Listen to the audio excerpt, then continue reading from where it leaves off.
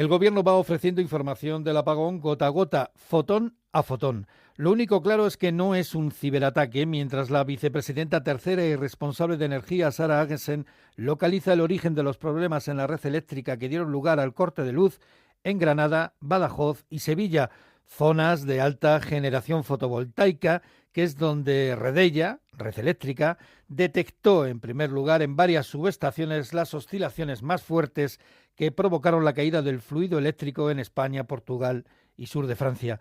Entre tanto, el Gobierno ha cerrado la consulta pública sobre la OPA del BBVA sobre el Sabadell. Hay una coincidencia sorprendente. Las principales organizaciones empresariales de Cataluña convergen con los sindicatos en el rechazo a la fusión de ambos bancos.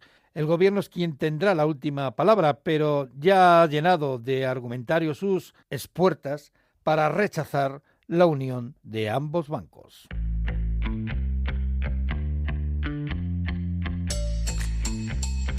La mirada económica. Con Ignacio Rodríguez Burgos. Una mirada inquisitiva, reflexiva y divulgativa a la realidad económica del momento. Red Eléctrica señala que 3 subestaciones eléctricas de Granada, Badajoz y Sevilla fueron las primeras en detectar los problemas en la red que provocaron el apagón del día 28 de abril. Como apunta la vicepresidenta tercera, Sara Agesen. Sabemos claramente, 1, que no fue problema de cobertura, 2, que no fue problema de reserva, 3, que no fue problema del tamaño de las redes. Y seguimos avanzando, identificando dónde fueron esas pérdidas de generación. Y ya sabemos que empezaron en Granada, Badajoz y Sevilla. Pero todavía no se sabe qué originó las fuertes oscilaciones que provocaron el apagón. Oscilaciones que, por cierto, fueron advertidas por los técnicos de Red Eléctrica meses antes, días antes, semanas antes, incluso 3 años antes. Lo que es evidente es que no fue un ciberataque como defendía inicialmente el presidente del Gobierno. Tras analizar y empezar ese nivel 1, que es el operador del sistema, y haber analizado todos los datos correspondientes, no se han hallado indicios de que el operador del sistema haya sido objeto de un ciberataque. Las investigaciones se prolongarán mucho más de lo deseable. Tardarán meses, incluso 1 año, dicen en la Unión Europea. Pero hay otra cosa clara en el horizonte eléctrico, y es que el mix español de energía ha cambiado. Red Eléctrica ha reducido la aportación de las energías renovables más inestables, como la solar y la eólica. Apenas suponen ahora el 50% del total. Es un intento de evitar que se repita el apagón. Hay miedo, claro. El gas tiene ahora más protagonismo con las centrales de ciclo combinado y como es la energía más cara, pues arrastra en el mercado mayorista, pues arrastra el precio al alza. El recibo de la luz saldrá más caro.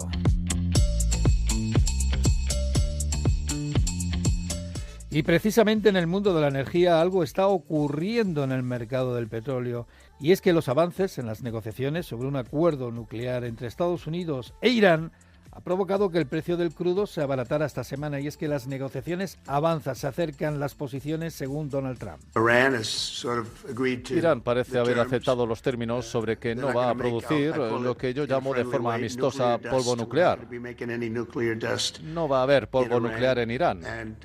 Y hemos sido fuertes. Quiero que triunfen, quiero que se conviertan en un gran país. Y creo que nos estamos acercando a un posible acuerdo sin tener que hacer esto. Hay 2 pasos, uno muy agradable y otro violento. Con un acuerdo para evitar un arma atómica iraní, desaparecerían, por lo tanto, las sanciones internacionales sobre el régimen de los ayatolás y el petróleo de Irán regresaría al mercado y produce más de 3 millones de barriles al día. Además, Arabia Saudí está presionando a la OPEP para que bombee más crudo. Desde que Donald Trump ganó las elecciones, el precio del petróleo ha caído un 20%. Puede caer incluso más por la elevación de ese bombeo a partir de junio. Lo malo es lo de siempre, que el precio de los carburantes, el precio del diésel, el precio de las gasolinas, sí, bajan, van 5 semanas a la baja, pero su recorte de precio tiene un menor ritmo. Solo se ha abaratado un 5%.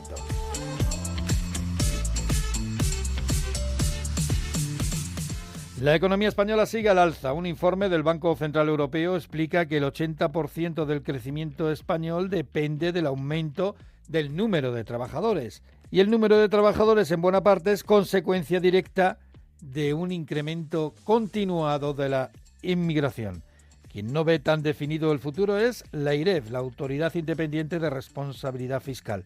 Su presidenta, Cristina Herrero, ha recordado la previsión de crecimiento que baja. Volvemos a estar realmente en el 2025 en el crecimiento del 2,3% que preveíamos en octubre, pero lo cierto es que entre medias habíamos revisado al alza el crecimiento económico y ahora volvemos a revisarlo a la baja en el 2025 en 2 décimas y en el 2026 en 3 décimas.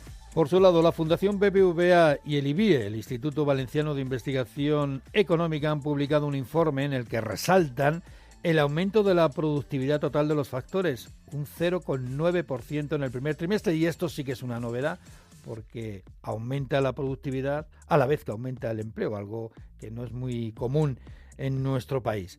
Y las horas trabajadas también avanzan, crecen un 2% y un 4% la inversión.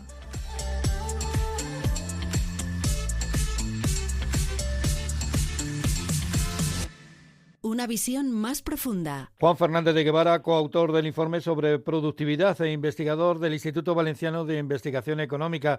Gracias por estar con nosotros en La Mirada Económica de OndaCero.es. Gracias a vosotros.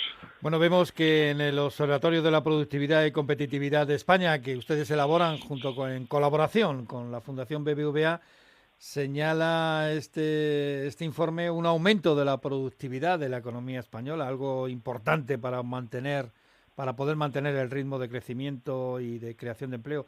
Esto de aumentar la productividad y a la vez aumentar y crear empleo no es algo que se dé mucho tradicionalmente en España. Esto sí que es, digamos, una novedad de los últimos años, ¿no? Efectivamente, es una novedad de los últimos años y que es muy buena noticia. Es como usted decía, tradicionalmente España ha estado caracterizada por un decrecimiento de la productividad y un comportamiento del empleo marcadamente cíclico. Se creaba mucho empleo en las expansiones, se destruía en las recesiones.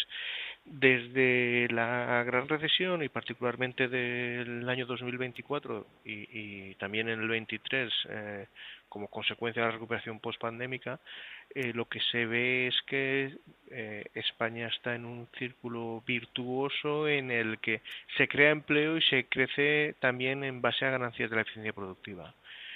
En el último trimestre, los dos últimos trimestres, en el primero del 25 y el último del 24, es cierto que se ha visto una cierta desaceleración de la productividad, pero aún así estamos en tasas positivas. ¿Y por qué? ¿Por qué se pierde fuelle en el último trimestre del año pasado y en el primero de este? ¿Por qué es esa pérdida de ritmo?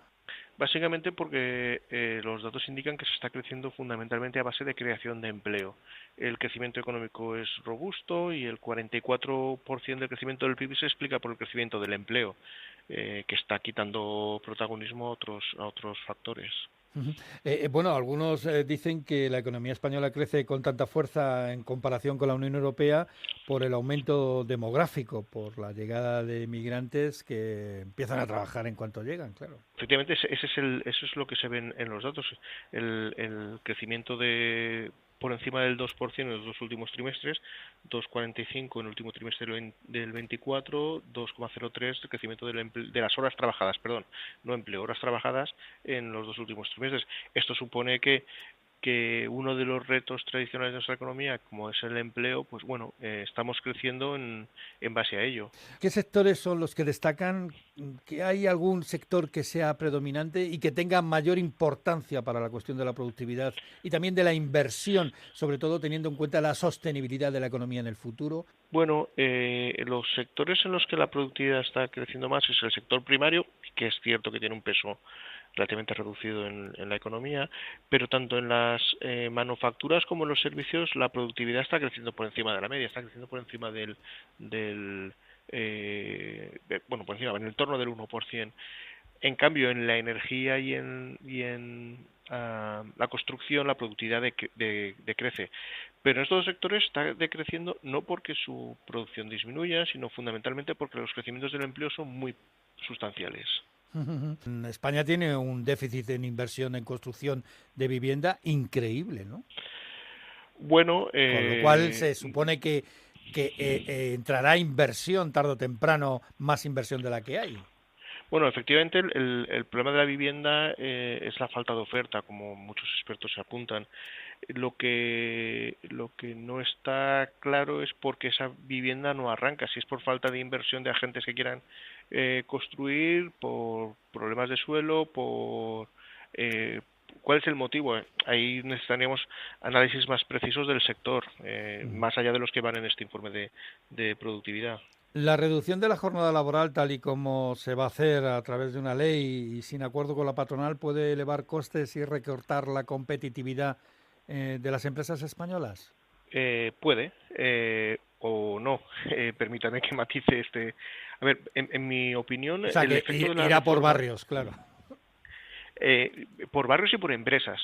Es decir, lo que estamos viendo en este informe es un comportamiento desigual de la productividad entre sectores, pero incluso dentro de los sectores la realidad de las empresas es muy distinta.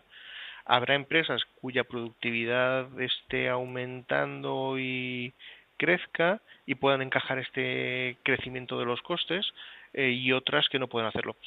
Tengamos en cuenta que el crecimiento de la productividad es cómo de grande se está haciendo la tarta.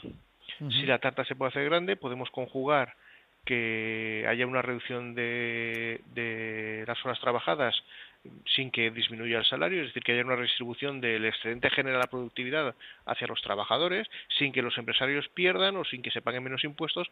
Es decir, la base para todas estas reformas es que efectivamente se consigan crecimientos sostenidos de productividad. Si esto se consigue, se puede conjugar todo. Entonces, como contestación a su pregunta, en aquellos sectores, incluso empresas dentro de los sectores donde la productividad sí que esté creciendo, será factible y encajar esa reforma, pero en empresas y sectores donde la productividad no crezca, va a ser un lastre que será difícil de asumir. ¿Hasta qué punto la guerra arancelaria avivada por Donald Trump y el acuerdo parcial con China y el megacontrato de inversiones con Arabia Saudí, que no deja de ser otro tratado comercial, va a incrementar la presión sobre Europa y por lo tanto va a obligar a que pues los sectores económicos tengan que adaptarse y con ello se vea en inversión, en empleo, en productividad? Bueno, esto es como la frase que tanto el león como la gacela tienen que correr cuando se pone en marcha el día, uno porque come y otro porque tiene que comer. Europa tiene un problema que tiene que reinventarse. Los aranceles van a tener un efecto potente en la economía porque van a encarecer muchos productos, porque van a impedir que los mercados exteriores sean una fuente de crecimiento como ha sido en los últimos años en España, pero la clave para ello es tener capacidad de competir y eso se asocia a inversión, pero no solo inversión en general, sino inversión en aquellos activos que son más rentables, como la innovación, como la I+D, como los activos intangibles, imagen de marca. Hay muchos elementos que son los que dan esa competitividad y eso es lo que tiene que mirarse Europa en general y España en particular. Pues Juan Fernández de Guevara, coautor del informe sobre productividad e investigador del Instituto Valenciano de Investigación Económica. Gracias por estar con nosotros aquí en la mirada económica de Onda Cero.es. Muy amable. Muchas gracias. La metamorfosis económica. Es el momento de adentrarnos en la transformación económica, en la metamorfosis económica con la ayuda de Patricia Gijón. Repsol, a favor de una descarbonización que ponga por delante la tecnología y no la ideología. El consejero delegado de Repsol, Josuyon Imaz, ve necesarias todas las energías para afrontar la descarbonización. Cree además que la prohibición de los motores de combustión se revertirá. Cada año que pase sin tomar esa decisión se está provocando, en su opinión, un daño irreparable en la automoción. Imaz destaca además que el denostado diésel salvó a este país del apagón del 28 de abril. Que tenemos que ser agnósticos con las tecnologías. Debemos utilizar todas las tecnologías que sirvan para reducir emisiones sin sesgos ideológicos. No podemos poner la ideología por delante de la tecnología. Y esta aproximación ideológica se impone continuamente bajo ese paraguas de transición ecológica en las políticas energéticas y de movilidad haciendo un grave daño a nuestro tejido industrial. Multa millonaria en Estados Unidos contra Google por recopilar datos sin consentimiento. Sí, Google deberá pagar más de 1.200 millones de euros al estado de Texas. ¿Y por qué? Pues por 2 demandas de violación de privacidad de datos presentadas en 2022 por el fiscal general Ken Paxton. Las alegaciones señalan que Google continuó recopilando datos incluso tras la decisión de los usuarios de no hacerlo, violando una ley de protección de datos del Estado estadounidense. La Unión Europea también amenaza a la China TikTok con una multa gigantesca. Podría afectar nada menos, Ignacio, al 6% de su facturación, del volumen de negocios total de la empresa. La Comisión Europea ha lanzado de momento la amenaza al considerar que la plataforma está incumpliendo la ley de servicios digitales al no proporcionar información suficiente sobre el contenido de los anuncios. Y Patricia, Donald Trump no gana para berrinches. Está contrariado ahora ante los movimientos de Apple para esquivar los aranceles. Sí, muy enfadado Donald Trump ante la compañía que intenta diversificar su cadena de suministros para afrontar el impacto de los aranceles impuestos a China. El presidente estadounidense, Trump, enfadado con el consejero delegado de Apple, Tim Cook, no quiere que el fabricante tecnológico mueva parte de su producción a la India. Vamos, que quiere que se fabriquen en Estados Unidos, todo para los Estados Unidos. Reino Unido necesita más energía nuclear para alimentar la inteligencia artificial. Así lo dice Matt Garman, que es el director ejecutivo de Amazon Web. En la BBC ha dicho que la energía nuclear es una gran solución para las necesidades energéticas de los centros de datos. Apoya sus afirmaciones en que tiene 0 emisiones de carbono y está disponible las 24 horas del día, los 7 días de la semana. La compañía planea gastar, Ignacio, más de 8.000 millones de libras en nuevos centros de datos en 4 años. Muchas gracias, Patricia. Más noticias sobre la transformación económica en OndaCero.es. La mirada económica. El viernes finalizó el periodo de consulta pública abierto por el Gobierno en la web de Economía de la OPA, sobre la OPA del BBVA sobre el Sabadell. Miles de personas, asociaciones y organizaciones han participado en la misma. Ahora el Ministerio de Economía tiene de plazo hasta el día 27, para elevar al Consejo de Ministros esta cuestión, tal y como explica el ministro Carlos Cuerpo. Para que el Gobierno tenga en cuenta a la hora de decidir si tenemos que elevar o no esta operación al Consejo de Ministros para que tome en consideración si son necesarias condiciones adicionales o no. Estamos, por lo tanto, dentro del plazo, tenemos hasta el día 27 para decidir si elevamos esta operación o no. La mayor parte de las organizaciones empresariales de Cataluña han rechazado la OPA, han rechazado la operación, con la patronal Foment del Treball encabezando una carta al presidente del Gobierno para que impida esta OPA, esta fusión. Algo parecido han solicitado también los sindicatos, preocupados las centrales por la pérdida de empleo en ambas entidades. El Gobierno, con esta operación, con esta decisión de la consulta pública, se ha armado de argumentos para frenar la fusión, algo que ya había decidido desde el primer momento. La mirada económica. Ignacio Rodríguez Burgos. Es todo. Muchas gracias por estar con nosotros una semana más en La Mirada Económica de OndaCero.es.